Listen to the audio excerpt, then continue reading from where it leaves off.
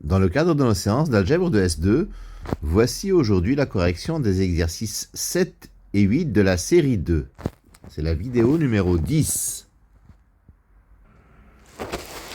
Alors, pour l'exercice numéro 7, qui est épinglé devant vous, nous avons trois polynômes, P1, P2, P3.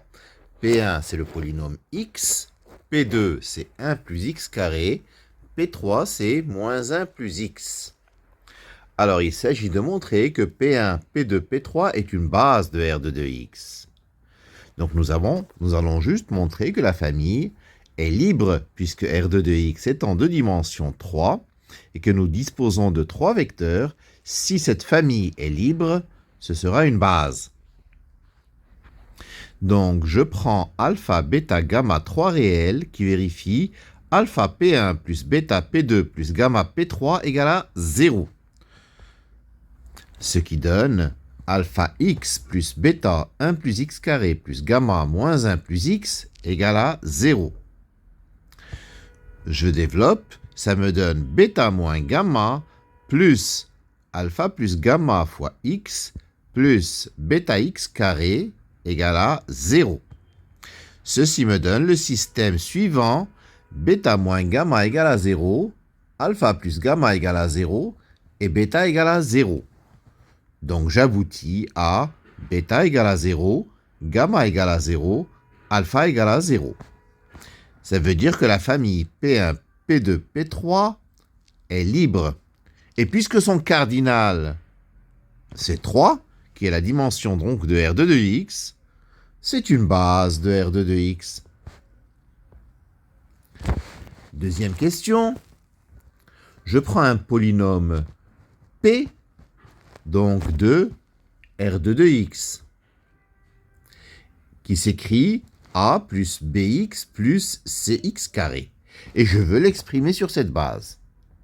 Donc ce polynôme, il vaut alpha P1 plus bêta P2 plus gamma P3. Donc, c'est égal à bêta moins gamma plus alpha plus gamma fois x plus bêta x carré. J'aboutis donc au système suivant. A égale bêta moins gamma, B égale alpha plus gamma, et C égale plutôt bêta. Ce qui me donne, en inversant, bêta égale à C, bêta moins gamma égale à A, ce qui donne gamma égale C moins A, puisque bêta c'est C, et alpha plus gamma égale à B, donc alpha égale B moins gamma, c'est-à-dire B moins C moins A, c'est-à-dire A plus B moins C. Ainsi, le polynôme P s'écrira A plus B moins C fois P1 plus C fois P2 plus C moins A fois P3. Voilà la décomposition d'un polynôme sur la base P1, P2, P3. Alors, on considère l'application linéaire f de R de x vers R de x, c'est-à-dire c'est l'endomorphisme de R de x, qui vérifie f de x égale 1, f de x carré plus 1 égale x, et f de moins 1 plus x égale x carré plus x plus 1. Donc f de x égale 1, f de x carré plus 1 égale x, f de moins 1 plus x égale x carré plus x plus 1. F de p, c'est f de a plus bx plus cx carré. C'est-à-dire f de, comme je l'ai exprimé sur P1, P2, P3, c'est f de a plus b moins c fois P1 plus c fois P2 plus c moins a fois P3. C'est-à-dire a plus b moins c par linéarité fois f de P1 plus c f de P2 plus c moins a f de P3. Comme f de P1 c'est 1, ça nous donne a plus b moins c. Comme f de P2 c'est x, ça donne plus cx. comme f de P3, c'est 1 plus x carré, ça nous donne c moins a, facteur de 1 plus x carré. Si je développe, j'obtiens donc b plus 2c moins a fois x plus c moins a fois x carré. Et voilà pour cet exercice numéro 7. Passons à présent à l'exercice numéro 8. Vous l'avez devant vous, l'énoncé, en tout cas le début de l'énoncé, soit f l'endomorphisme de R3 défini par f de x, y, z égale x plus y moins 2mz, x moins 2my plus z, et moins 2mx plus y plus z, où m est un paramètre réel. Alors, pour quelle valeur de m cet endomorphisme est injectif? Alors, f est injectif si et seulement si son noyau est réduit à 0. Cherchons alors le noyau. x, y, z appartient à ker de f. C'est équivalent à x plus 2y moins plus y moins 2mz égale à 0, x moins 2my plus z égale à 0, moins 2mx plus y plus z égale à 0.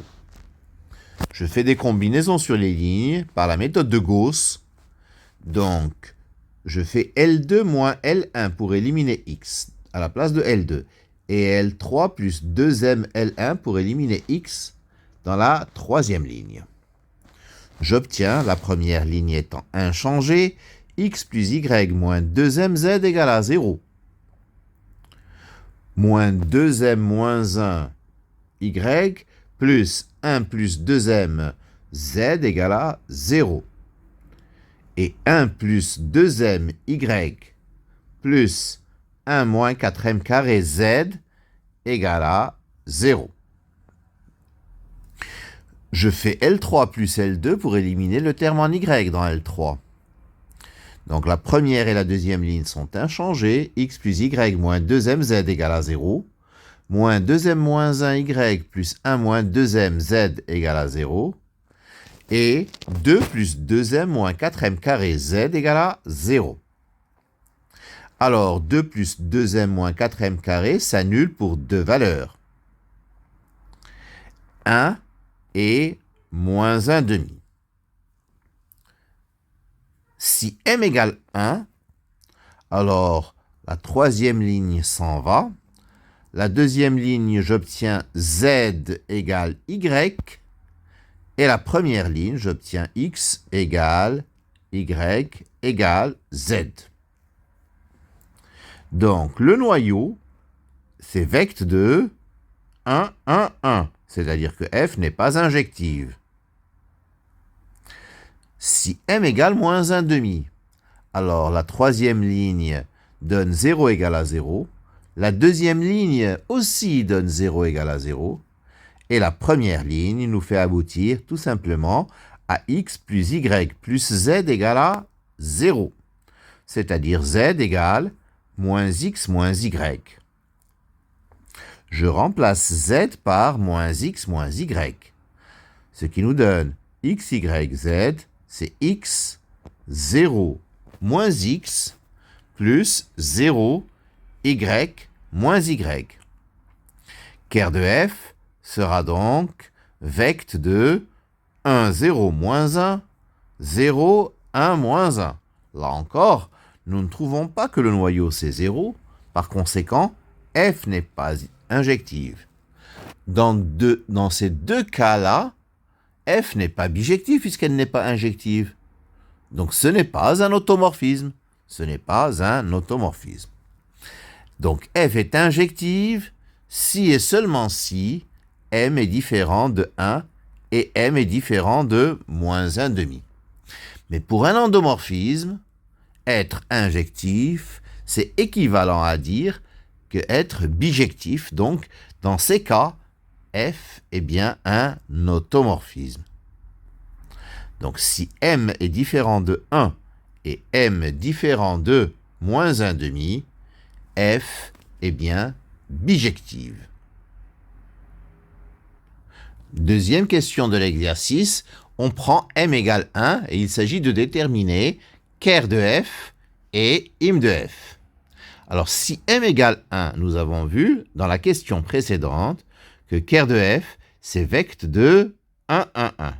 Cherchons im de f. Soit ABC un élément de im de f, alors il existe x, y, z, un triplet de R3 qui vérifie x plus y moins 2z, parce que m vaut 1, égale A, x moins 2y plus z égale B, moins 2x plus y plus z égale à C. Nous constatons que si nous additionnons les trois lignes, ça nous donne 0. Donc A plus B plus C égale à 0. D'accord? Nous savons déjà que l'image est un plan parce que le noyau est une droite d'après le théorème du rang. L'image est de dimension 2. Et là, nous avons bien une équation de plan A plus B plus C égale à 0. Ça veut dire que C égale moins A moins B. Donc ABC égale A, B, moins A moins B, c'est-à-dire A, facteur de 1, 0, moins 1, plus B, facteur de 0, 1, moins 1. L'image, c'est donc l'espace vectoriel engendré par ces deux vecteurs. C'est vecte de 1, 0, moins 1, 0, 1, moins 1. Voilà pour cet exercice numéro 8. Voilà pour cette vidéo numéro 10. Je vous remercie de votre attention.